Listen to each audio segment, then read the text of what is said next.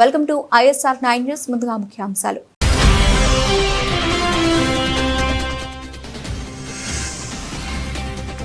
ఉచిత బస్సు ప్రయాణం తప్ప ఒక్క హామీ కూడా అమలు కాలేదు. కాంగ్రెస్ ప్రభుత్వంపై మండిపడ్డ BJP MP Etela Rajender.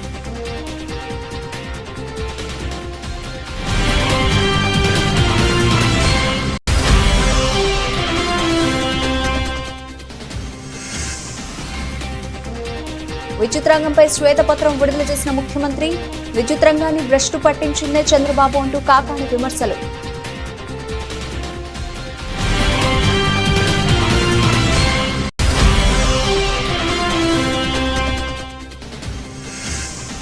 గజ్వేల్లో BJP party శ్రేణులు ఏర్పాటు చేసిన కృతజ్ఞత సభ.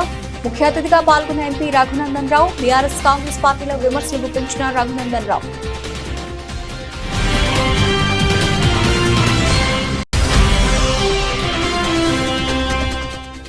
ఉపాధ్యాయులు లేక రోడ్డెక్కిన అయ్యవారిపల్లి ప్రభుత్వ పాఠశాల విద్యార్థులు. చిన్నంబావి మండలంలో చోటు చేసుకున్న ఘటన. తన పిల్లల భవిష్యత్తు దెబ్బతింటుందని తల్లిదండ్రుల ఆగ్రహం.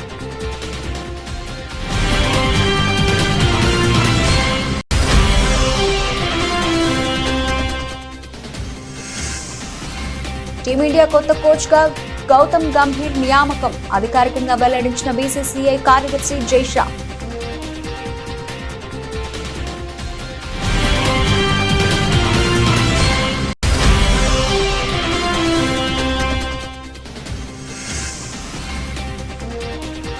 భారీ నష్టాల్లో స్టాక్ మార్కెట్లు. దిగువకు పయనిస్తున్న ఇండెక్స్ లోని అన్ని సూచీలు.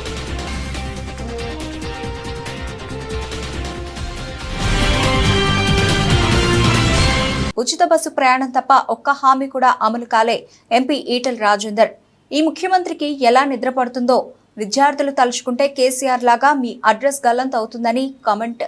ప్రజలు తాత్కాలికంగా నోరు మూసుకొని ఉండవచ్చు, భయపడుతూ ఉండవచ్చు, కానీ సమయం వచ్చినప్పుడు గుద్దుడు గుద్దితే దిమ్మ తిరుగుతుందని మల్కాజ్గిరి ఎంపీ ఈటెల రాజేందర్ వ్యాఖ్యానించారు.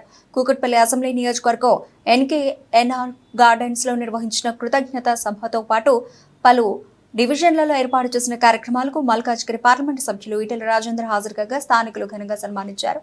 ఈ సందర్భంగా ఆయన మాట్లాడుతూ, ఎంపీగా నియోజకవర్గ పరిధి చాలా పెద్దది అయినా మీ అందరినీ కలిసే ప్రయత్నం చేస్తాను. ఏ నమ్మకంతో ఓట్లు వేశారో ఆ నమ్మకాన్ని ఒమ్ము కానివ్వను. నాకు ఓట్లు వేయించినందుకు మీ అందరి పేరు నిలబడతాను.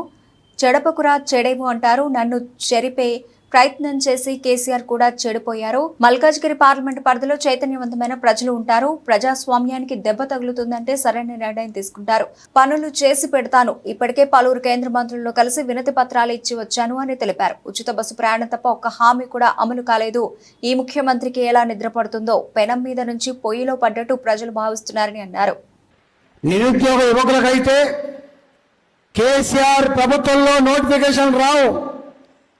నోటిఫికేషన్లు వచ్చినా ఎగ్జామ్ జరగవు. ఎగ్జామ్స్ జరిగినా ప్రతిభకు పట్టం కట్టరు. బ్రోకర్లకే నౌకర్లు వస్తాయని చెప్పి మాట్లాడిన వ్యక్తి రేవంత్ రెడ్డి గారు. ఆయన తెలంగాణ తెచ్చుకున్నది ఉద్యోగాల కోసమని చెప్పి మా ప్రభుత్వం అధికారం వచ్చిన వెంటనే 2 లక్షల ఉద్యోగాలు భర్తీ చేస్తామని చెప్పి మాట ఇచ్చిన రేవంత్ రెడ్డి గారు ఉద్యోగ క్యాలెండర్ లేదు. ఇవాళ టీచర్ల నోటిఫికేషన్ కావచ్చు, గ్రూప్ 2 నోటిఫికేషన్ కావచ్చు, ఇంకా ఇతరత్ర నోటిఫికేషన్ కావచ్చు, 500, 400, 11,000 తప్ప 2 లక్షల ఉద్యోగాల నోటిఫికేషన్ ఇవ్వలేదు. వాళ్ళు పాపం ఇవాళ మొత్తం అలజడి వ్యాపించింది తెలంగాణ వ్యాప్తంగా. చదువుకున్న యువత అంతా కూడా బగ్గుమంటుంది. ఇవాళ కన్నెర చేస్తుంది. ఈ ముఖ్యమంత్రి మీద యుద్ధం ప్రకటించింది. ఈ ప్రభుత్వం మీద అవిశ్వాసం ప్రకటించింది తెలంగాణ చదువుకున్న యువత. ఇవాళ చిన్న నౌకరి నుంచి మొదలుపెట్టి పెద్ద నౌకరి వరకు రాస్తున్నాడు. వాళ్ళు అడుగుతున్న మాట ఏంటంటే, అయ్యా ముఖ్యమంత్రి గారు, నీవిచ్చిన ఆ నోటిఫికేషన్లో ఉద్యోగాల కోసం ఎగ్జామ్ రాయాలంటే కనీసం ఒక ఎగ్జామ్కు ఇంకొక ఎగ్జామ్కు 4 రోజుల గ్యాప్ ఇవ్వండి, 2 నెలల గ్యాప్ ఇవ్వండి, మేము ప్రిపేర్ అయ్యి రాసుకుంటామంటే వాళ్ళని తీసుకుపోయి పోలీస్ స్టేషన్ పెడుతున్నారు. వాళ్ళని తీసుకుపోయి కాలేజీలలో నిర్బంధిస్తా ఉన్నారు. వాళ్ళ మీద అక్రమ కేసులు పెడుతున్నారు. వాళ్ళు కనుక కోపం వచ్చి బాధేసి దీక్ష చేస్తే తీసుకుపోయి దవాఖానలో పడేసి దిక్కు దివాణం లేకుండా ప్రాణం పోయేంత వరకు చూస్తున్నారు తప్ప కనికరం లేని పరిస్థితులు చూస్తా ఉన్నాం. ఏపీ సీఎం చంద్రబాబు నాయుడు విద్యుత్ రంగంపై శ్వేతపత్రం విడుదల చేయడం తెలిసిందే. దీనిపై మాజీ మంత్రి వైసీపీ నేత కాకాణి గోవర్ధన్ రెడ్డి ధ్వజమెత్తారు. చంద్రబాబు విడుదల చేసిన శ్వేతపత్రం నిండా అబద్దాలేనని అన్నారు. జగన్ను విమర్శించడానికి శ్వేతపత్రం తీసుకొచ్చినట్టుందని మండిపడ్డారు. ఎక్కడైనా శ్వేతపత్రం అంటే సంబంధిత రంగంలో ఉన్న స్థితిగతులను వివరిస్తారని, అందుకు భిన్నంగా చంద్రబాబు వైసీపీ ప్రభుత్వంపై విమర్శలు చేయడానికి ప్రాధాన్యత ఇచ్చారని కాకాణి పేర్కొన్నారు. అసలు విద్యుత్ రంగాన్ని భ్రష్టు పట్టించిందే చంద్రబాబు అని వ్యాఖ్యానించారు. చంద్రబాబు హయాంలో డిస్కంలు కుప్పకూలాయని తెలిపారు. రాష్ట్ర ప్రయోజనాలు పట్టించుకోకుండా విద్యుత్ ఒప్పందాలు చేసుకుంది ఎవరు? చంద్రబాబు కాదా అని ప్రశ్నించారు. సౌర విద్యుత్ ధరలు బాగా తగ్గిపోయిన స్థితిలో కూడా యూనిట్ కు ₹7 చెల్లించేలా ఒప్పందం చేసుకున్నారని ఆరోపించారు. ట్రూ యాప్ ఛార్జీలకు ఆర్జుడు చంద్రబాబునని విమర్శించారు. ట్రూ యాప్ ఛార్జీల గురించి మాట్లాడతా, ఇవన్నీ నాకు తెలియదు, ఇవన్నీ నేను చూడలేదని నంగనాచి మాటలు మాట్లాడాడు. పాపం ఆ టెర్మినాలజీ ఆయనకు అర్థం కాలేదంట, కొత్తగా ఉందంట టెర్మినాలజీ వినడానికి. ట్రూ యాప్ ఛార్జీలు అనేటువంటిది తమరే పాపం మర్చిపోయారా, లేకపోతే మతిమరుపుతో బాధపడతా ఈ విషయాన్ని కన్వీనియంట్గా పక్కన పెట్టారా? 2014 నుంచి 2018, 2019 వరకు తమరు దానికి తీసుకొచ్చినటువంటిది ఆమోదిత మరియు వాస్తవ పంపిణీ ఖర్చు అని చెప్పి ట్రూ యాప్ ఛార్జీల నిర్వహణకు సంబంధించి వ్యయం, అదేవిధంగా తరుగుదలకు సంబంధించి, మూలధనానికి సంబంధించినటువంటి ప్రతిఫలం, వీటన్నిటికీ సంబంధించి ఆ రోజు తమరు తీసుకున్నటువంటిది ఆ వ్యత్యాసాన్ని ఏదైతే ఉందో ఈపీఈఆర్సీ ఉత్తర్వుల ప్రకారం ఇవ్వాలని తమర హయాంలో చేసినటువంటి నిర్ణయం, తమరు తీసుకున్నటువంటి నిర్ణయం, తమర హయాంలో ఏపీఈఆర్సీ ఇచ్చినటువంటి నిర్ణయం, తమర హయాంలో వచ్చినటువంటి బాధుడు. కాబట్టి నువ్వు మన ఎన్నికల్లో చెప్పావు ట్రూ యాప్ ఛార్జెస్ అన్నీ కూడా నేను దాదాపుగా ఎత్తివేస్తానని చెప్పావు. మేము అడుగుతున్నాం, ఈరోజు ట్రూ యాప్ ఛార్జీల గురించి మీడియా అడిగితే దాన్ని నేను తీసివేస్తాననేటువంటి మాట మాట్లాడకుండా దాటవేశావు.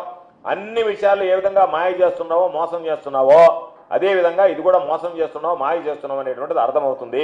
ప్రధానమైనటువంటి అంశానికి రైతుల మీటర్లు, నువ్వు ప్రతిపక్ష నాయకుడిగా ఉన్నప్పుడు రైతులకు సంబంధించి నేను మీటర్లు పెట్టడానికి లేదు, పెడితే నేను గందరగోళం చేసేస్తా, మీటర్లు పెట్టనివ్వను, మీటర్లు నేను దానికి సంవత్సరం నేను వ్యతిరేకం ఉరితాళ్ళు అని మాట్లాడావు, ప్రచారంలో మాట్లాడావు, 2-3 సంవత్సరాల ముందు నుంచి మాట్లాడారు, మీకు సంబంధించినటువంటి నాయకులందరూ మాట్లాడారు. Congress party MP Anil Kumar Yadav media సమావేశం నిర్వహించారు. ఈ సందర్భంగా ఆయన మాట్లాడుతూ, కవితను చూడడానికి పోయిన కేటీఆర్ ఢిల్లీలో మీడియాతో మాట్లాడడం చూసి బాధేస్తుందని, పవర్ ఉన్నప్పుడు యువరాజుగా ఉండే కేటీఆర్ పవర్ పోయాక తీకమక్క మాట్లాడుతున్నాడని అన్నారు.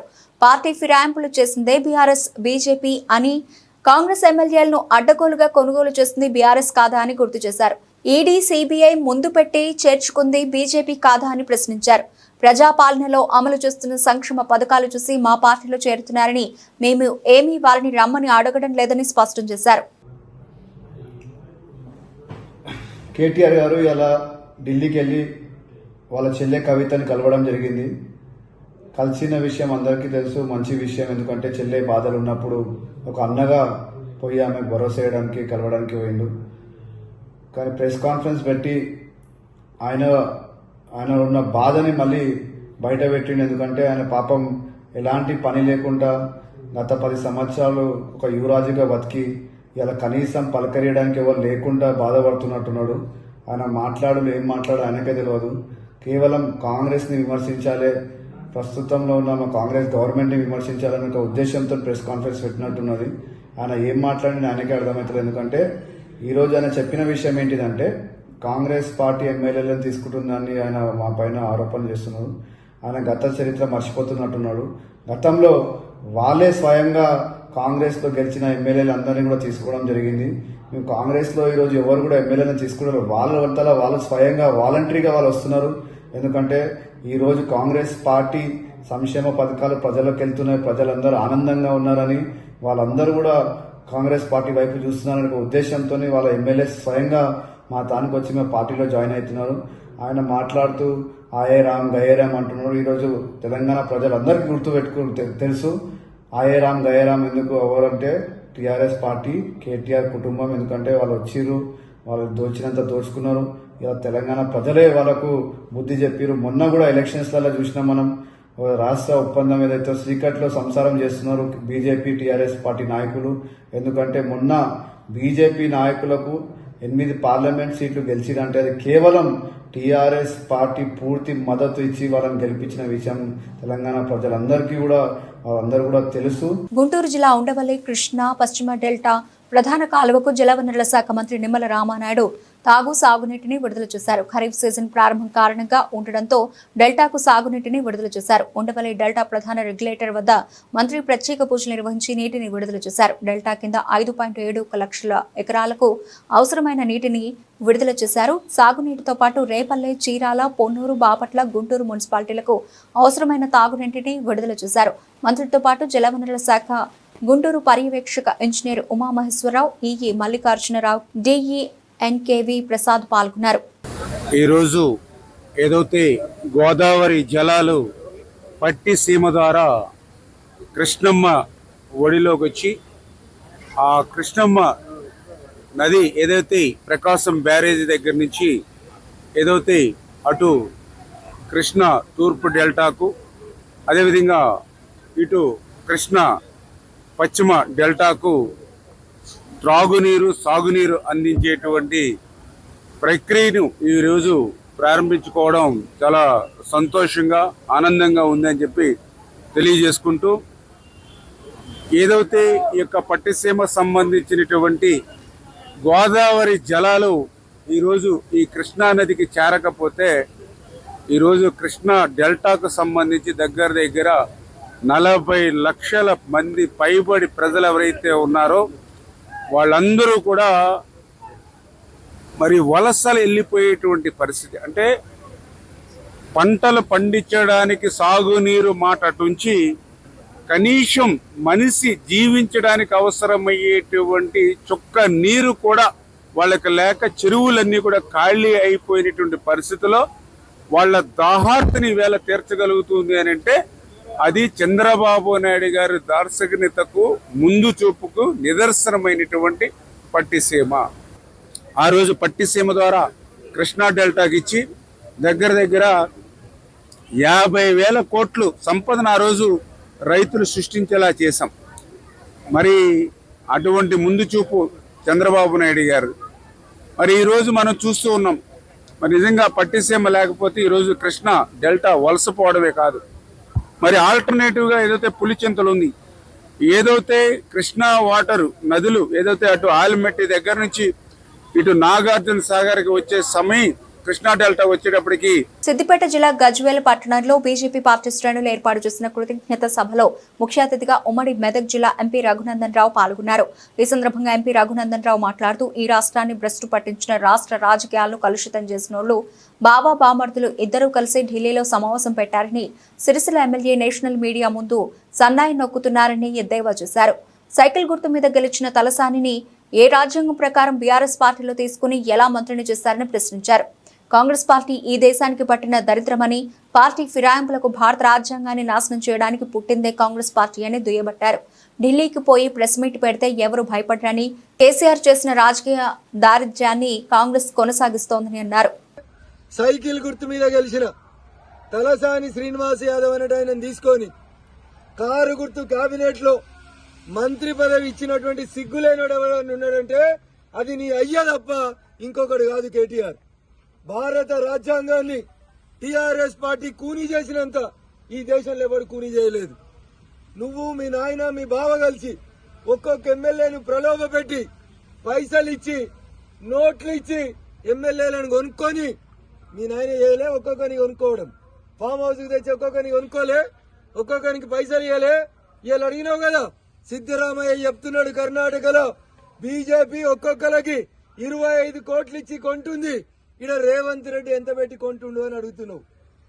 నేను అడుగుతున్నా, కేటీఆర్ నువ్వు, నీ అయ్యా, నీ బావ కలిసి ఎన్ని పైసలు ఇచ్చి కొన్నారు తెలంగాణలో ఎమ్మెల్యేలని? కాంగ్రెస్ పార్టీకి వెళ్ళి 12 మంది ఎమ్మెల్యేలని, ఎమ్మెల్సీలని ఒక్కొక్కరిని దొరకబట్టి కేసులున్నాయని, భూములు క్లియర్ చేస్తామని, రియల్ ఎస్టేట్ క్లియర్ చేస్తామని సిగ్గు లేకుండా తెలంగాణలో 63 సీట్లు ఇచ్చి అధికారం ఇచ్చిన రోజు నీ అయ్యాదే పనిచేసిండు. 88 సీట్లు ఇచ్చి తెలంగాణను మంచిగా పాలించమని రెండోసారి ముఖ్యమంత్రి చేస్తే నువ్వు భూమి మీద నడవక నువ్వు, మీ అయ్య కలిసి కాంగ్రెస్ ఎల్పీని విలీనం చేసుకున్నారు. గురుత్వాకర్షణ సిద్ధాంతాన్ని నమ్ముతాను. నువ్వేం చేసినావో ఇలా రేవంత్ రెడ్డి అనేటోడు కూడా గదే చేస్తున్నాడు. ₹1 అని సిగ్గులేని దరిద్ర ప్రభుత్వం నీది, నీ అయ్యేది. ఈ రాష్ట్రంలో విఠల్ రెడ్డి గారు, విద్యాసాగర్ రావు గారు, పి జనార్దన్ రెడ్డి గారు ప్రతిపక్ష ఎమ్మెల్యేలు ఉంటే కూడా పైసలు తీసుకుపోయి పనిచేసిరు. కానీ నువ్వు, నీ అయ్యా ఈ రాష్ట్రానికి పట్టినటువంటి తొలి శని. మీరు ప్రతిపక్ష ఎమ్మెల్యేలకి, నాలాంటి నోరున్న ఎమ్మెల్యేలకి డబ్బులు ఇవ్వకుండా, నియోజకవర్గం అభివృద్ధి కాకుండా పోలీసులని పైసలు వంచేటువంటి మిషన్లుగా వాడుకొని ప్రజాస్వామ్యాన్ని కూని చేసిన దరిద్రులు, దౌర్భాగ్యులు ఎవరైనా ఉన్నారు ఈ తెలంగాణ గడ్డ మీద అంటే అది కేసీఆర్ కుటుంబం. శ్రీకాకుళం కలెక్టర్తో ఎచ్చెర్ల శాసనసభ్యులు నడుకుదిచి ఈశ్వరరావు భేటీ. ఈ సందర్భంగా ఎచ్చెర్ల నియోజకవర్గంలో పలు సమస్యలను ఆయన కలెక్టర్ దృష్టికి తీసుకెళ్లారు. సమస్యల పరిష్కారానికి చర్యలు తీసుకోవాలని కోరారు. అభివృద్ధి కార్యక్రమాలపై దృష్టి పెట్టాలన్నారు. అలాగే వివిధ అంశాలపై కలెక్టర్తో చర్చించారు.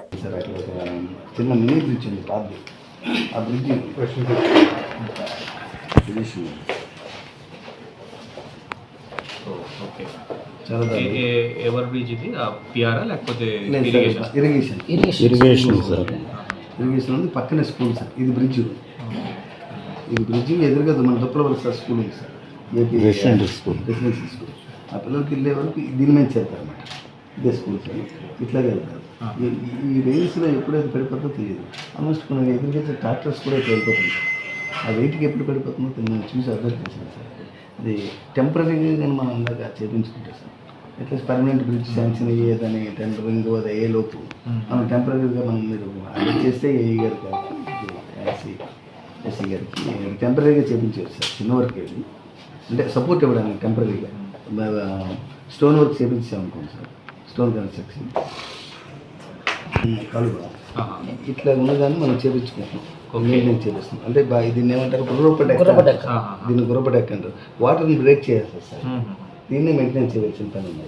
ఇది ఇప్పుడు మనం మన ఏరియాలో మనం చేయించుకుంటాం సార్. కానీ మనకన్నా ముందు ఒక 12 కిలోమీటర్స్ సంతకవటి మండలంలో ఉండిపోయింది సార్.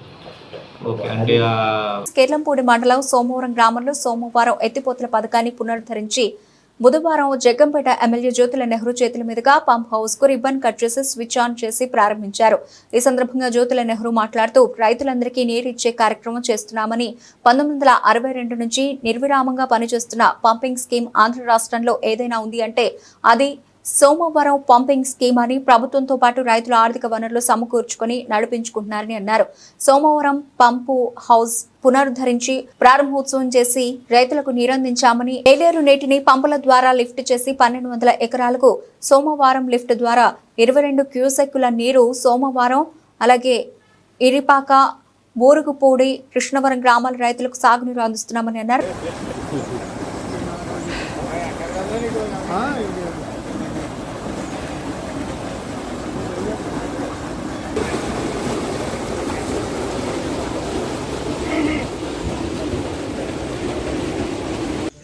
రైతులకు నీరిచ్చే కార్యక్రమంలో ఉన్నాం.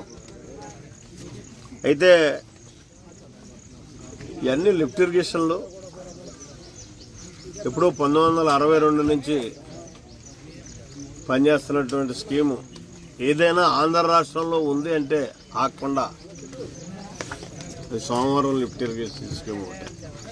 అంటే దీనికి మెయిన్గా ప్రభుత్వం యొక్క ప్రోత్సాహం కాదు, ప్రభుత్వాలకంట రైతుల ప్రోత్సాహం. ఇవాళ ఇక్కడ రైతు ఎకరానికి 400 రూపాయలు వేసుకుని మెయింటెనెన్స్ అంతా కూడా వాళ్లే భరిస్తూ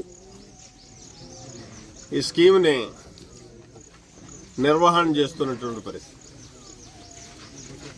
రైతుల్లో ఐక్యత ఉంటే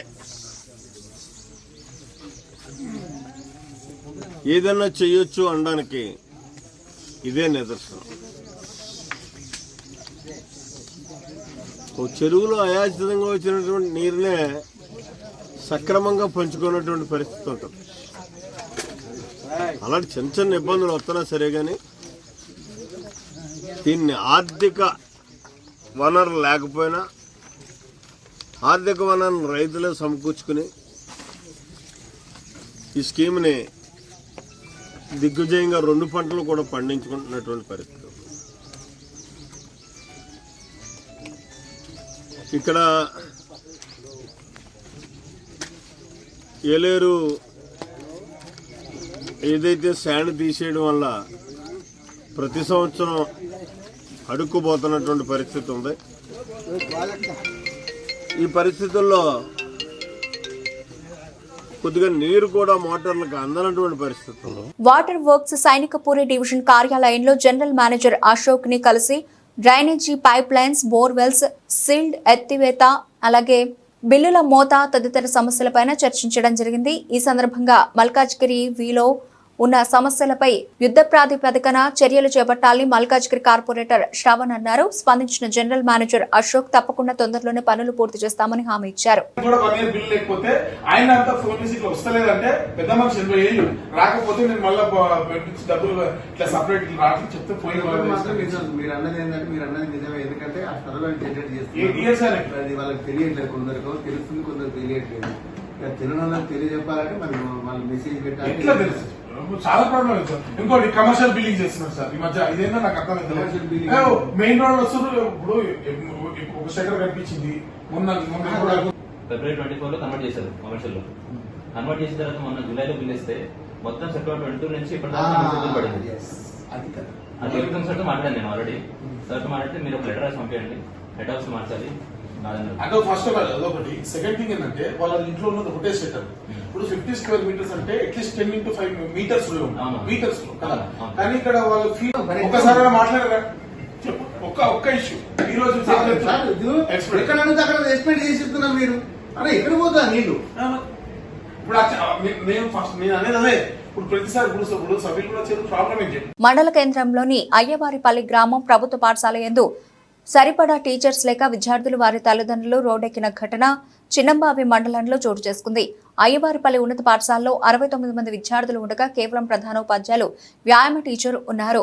6 సబ్జెక్టులకు టీచర్స్ లేక తన పిల్లల భవిష్యత్తు దెబ్బతింటుందని విద్యార్థుల తల్లిదండ్రులు ఆగ్రహం వ్యక్తం చేశారు. గత సంవత్సరం కూడా హిందీ, ఇంగ్లీష్, సోషల్ టీచర్స్ లేక ఊరి సహకారంతో విద్యా వాలంటీర్స్ ని తీసుకుని గత సంవత్సర కాలాన్ని పూర్తి చేశారు. ఈ విద్యా సంవత్సరం విద్యార్థుల సంఖ్య బట్టి కనీసం 6 టీచర్లు అవసరం పడుతుంది. గతంలో తల్లిదండ్రులు టీచర్ల కొరత గురించి విద్యాశాఖ అధికారుల దృష్టికి తీసుకెళ్లినా ఫలితం లేకుండా పోయింది. దీంతో అయ్యవారిపల్లి ఉన్నత పాఠశాల విద్యార్థులు తరగతులు బహిష్కరించి తల్లిదండ్రులతో గ్రామస్తులు కలిసి రోడ్డెక్కి ధర్నా చేశారు. టీచర్లను వెంటనే భర్తీ చేయాలంటూ నినాదాలు చేశారు.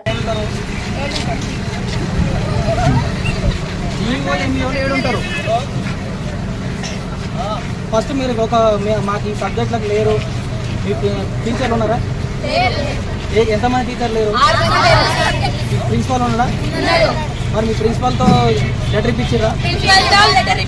ఏడు మీ ప్రిన్సిపాల్ ఎవరు?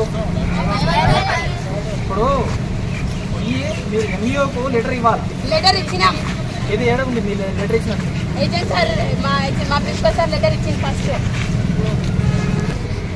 పెద్దపూడి మండలం పెద్దాడ గ్రామంలో స్థానిక ఎస్సీ ఏరియా నందు ఆదివారం రాత్రి గ్యాస్ సిలిండర్ పేలి దగ్ధమైన పార్వతికి చెందిన ఇంటిని పరిశీలించి అనపర్తి నియోజకవర్గం మాజీ శాసనసభ్యులు డాక్టర్ సతీ సూర్యనారాయణ రెడ్డి బాధితులకు ఆర్థిక సహాయాన్ని అందించారు.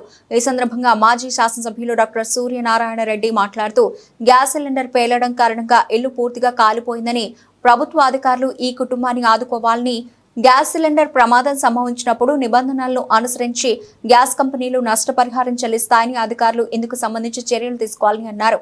అనపర్తి నియోజకవర్గం పెదపూడి మండలం పెద్దాడ గ్రామంలో ఎల్చూరి అర్జున్ గారి నివాసంలో మరి ఈ గ్యాస్ సిలిండర్ పేలి మరి ఇంటికి తీవ్రమైన నష్టం మరి చేకూరడం జరిగింది. వారిని ప్రభుత్వం ఆదుకోవాలని మరి డిమాండ్ చేస్తూ, అదేవిధంగా ఆ గ్యాస్ కంపెనీ ప్రతినిధులతో కూడా మాట్లాడడం జరుగుతుంది. కంపెనీ నుంచి వీరికి ఏమైతే మరి లబ్ధి ఉంటుందో అవన్నీ కూడా వీళ్ళకి వచ్చేలాగా చూడమని కూడా కంపెనీ వారిని కూడా కోరడం జరుగుతుంది. ఏది ఏమైనా అతి పేదవారైన వీరి కుటుంబానికి ఇది చాలా తీవ్రమైన నష్టం. దీనికి సంబంధించి మరి పెద్దాడ గ్రామానికి సంబంధించిన వైఎస్ఆర్ కాంగ్రెస్ పార్టీ కార్యకర్తలు, నాయకులు సమకూర్చిన బియ్యం, అదేవిధంగా నగదు సహాయం కూడా వారికి నా చేతుల మీదుగా అందజేయండి. దీనికి సహకరించిన పెద్దాడ గ్రామ సర్పంచ్ గారికి, గ్రామ పెద్దలు రామకృష్ణ గారికి, మిగతా నాయకులకి కూడా ధన్యవాదాలు తెలియజేస్తాను. టీమిండియా హెడ్ కోచ్ గా మాజీ ఆటగాడు గౌతమ్ గంభీర్ ను నియమించారు. ఈ మేరకు బీసీసీఐ కార్యదర్శి జైషా సోషల్ మీడియా ద్వారా వెల్లడించారు. భారత క్రికెట్ జట్టు నూతన హెడ్ కోచ్ గా గౌతమ్ గంభీర్ కు స్వాగతం పలుకుతున్నామని జైషా తెలిపారు. గంభీర్ టీమిండియా కోచింగ్ పగ్గాలు అందుకోవడం ఎంతో సంతోషం కలిగిస్తోందని పేర్కొన్నారు. ఆధునిక తరం క్రికెట్ ఎంతో వేగంగా పరిణామం చెందుతోందని, ఇప్పటి క్రికెట్ తీరుతెన్నుల పట్ల గంభీర్ కు నిశిత పరిజ్ఞానం ఉందని అభిప్రాయపడ్డారు. తన కెరీర్ లో గంభీర్ అనేక పాత్రలను సమర్థంగా నిర్వర్తించాడని, ఇప్పుడు భారత క్రికెట్ ను ముందుకు నడిపించడానికి గంభీర్ తనకి తగిన వ్యక్తి అని బలంగా నమ్ముతున్నానని జైషా వివరించారు. టీమిండియా పట్ల దార్శనికత, అపారమైన అనుభవం దృష్టిలో ఉంచుకొని చూస్తే ఎంతో ఉద్విగ్నభరితమైన ఈ కోచింగ్ పదవిని చేపట్టడానికి అన్ని అర్హతలు ఉన్నవాడు గంభీరే అని అర్థమవుతుందని తెలిపారు. ఈ కొత్త ప్రస్థానం ప్రారంభిస్తున్న గంభీర్ కు బీసీసీఐ సంపూర్ణ మద్దతు ఇస్తుందని జైషా వెల్లడించారు. దేశీయ స్టాక్ మార్కెట్లు బుధవారం భారీ నష్టాలతో ప్రారంభమయ్యాయి. ఈ క్రమంలో ఇండెక్స్ లోని అన్ని సూచీలు దిగువకు పయనిస్తున్నాయి. ఈ నేపథ్యంలో ఉదయం 10:15 నాటికి సెన్సెక్స్ 371 పాయింట్ల నష్టపోయి 79,989 పరిధిలో ఉండగా, నిఫ్టీ 102 పాయింట్లు తగ్గి 24,330 స్థాయి వద్ద ఉంది. మరోవైపు బ్యాంక్ నిఫ్టీ 285 పాయింట్లు కోల్పోగా, నిఫ్టీ మిడ్ క్యాప్ సూచి 582 పాయింట్లు తగ్గింది. అమెరికన్ ఫ్యూచర్స్ మార్కెట్లు కూడా ఫ్లాట్ గా ఉన్న నేపథ్యంలో ఈ ప్రభావం దేశీయ మార్కెట్లపై కనిపిస్తోంది. ఈ క్రమంలో ప్రస్తుతం M&M, HCL tech, SBI, Shriram finance, coal India stocks top 5 నష్టాల్లో ఉండగా, Maruti Suzuki, Eicher motors, Britannia, NTPC, Divi's labs వంటి సంస్థల స్టాక్స్ టాప్ 5 లాభాల్లో ఉన్నాయి. జూలై 9న విదేశీ సంస్థాగత ఇన్వెస్టర్లు 314.46 కోట్ల రూపాయల విలువైన షేర్లను కొనుగోలు చేయగా, దేశీయ సంస్థాగత ఇన్వెస్టర్లు 1,416.46 కోట్ల రూపాయల విలువైన షేర్లను కొనుగోలు చేశారు. బులెటిన్ ముగించే ముందు హెడ్లైన్స్ మరోసారి.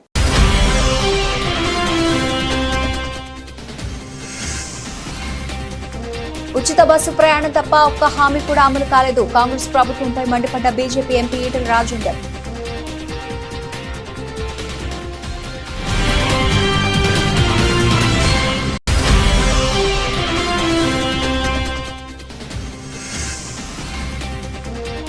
విద్యుత్ రంగంపై శ్వేతపత్రం విడుదల చేసిన ముఖ్యమంత్రి, విద్యుత్ రంగాన్ని భ్రష్టు పట్టించిందే చంద్రబాబు అంటూ కాకాని విమర్శలు.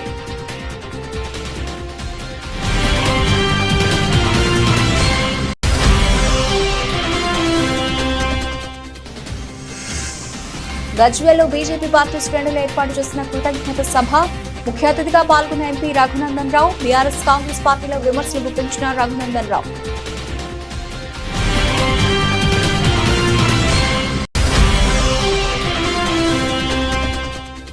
ఉపాధ్యాయులు లేక రోడ్డెక్కిన అయ్యవారిపల్లి ప్రభుత్వ పాఠశాల విద్యార్థులు.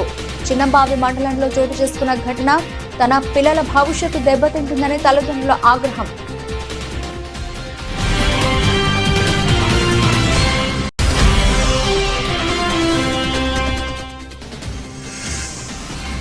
టీమిండియా కొత్త కోచ్ గా గౌతమ్ గంభీర్ నియామకం. అధికారికంగా వెల్లడించిన బీసీసీఐ కార్యదర్శి జైషా.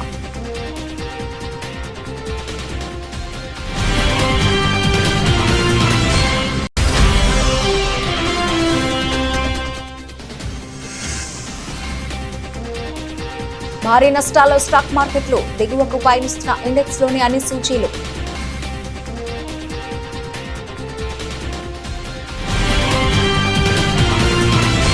ఇది ఇప్పటివరకు నబిల్చిన అప్డేట్స్. మరిన్ని అప్డేట్స్ తో మళ్ళీ కలుద్దాం. అంతవరకు సెలవు. నమస్తే.